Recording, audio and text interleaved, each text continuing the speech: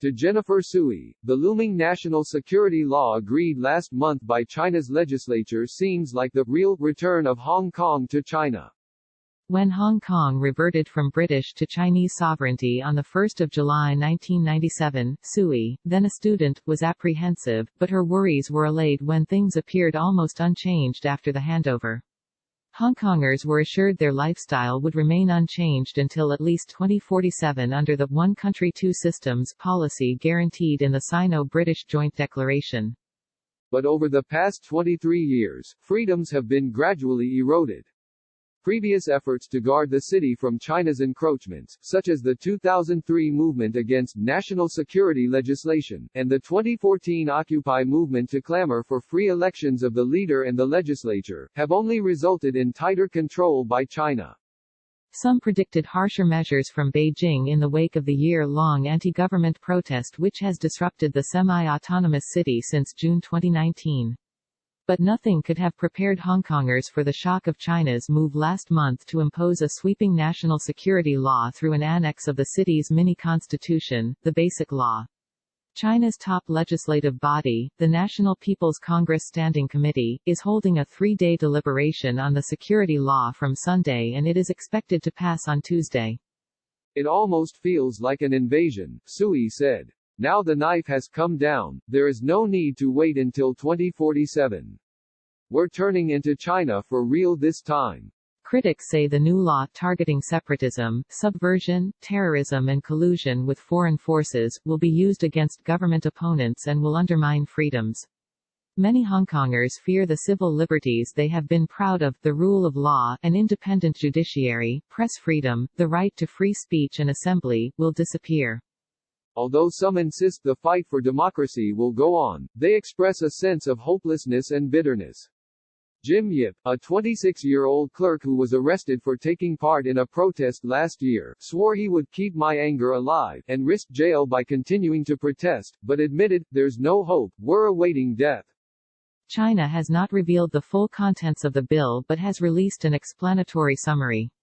It stipulates that the Hong Kong government set up a new National Security Commission chaired by the city's leader, with an advisor appointed by Beijing.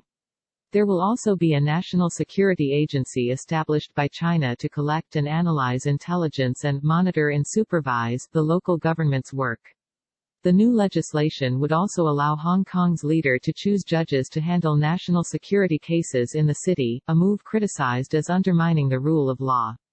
Without defining what activities amount to national security crimes, the draft asserts that the security law should override Hong Kong law if discrepancies arise. It also states that in certain circumstances, the National Security Agency overseen by Beijing will have jurisdiction on cases rather than Hong Kong courts. Chinese state security bodies would also oversee what authorities say would be a very small number of cases. Hong Kongers also fear that China's national security law, which has arbitrarily detained and jailed dissidents and activists, will be applied to them after Hong Kong's pro-Beijing media reported a plan to set up detention centers where suspects in national security cases can be held indefinitely. All this has caused widespread alarm. Some say they will stop protesting, while many have started using VPN software to go online anonymously, deleting their social media posts or changing their usernames. They can accuse you of whatever they want, said Serena Ho.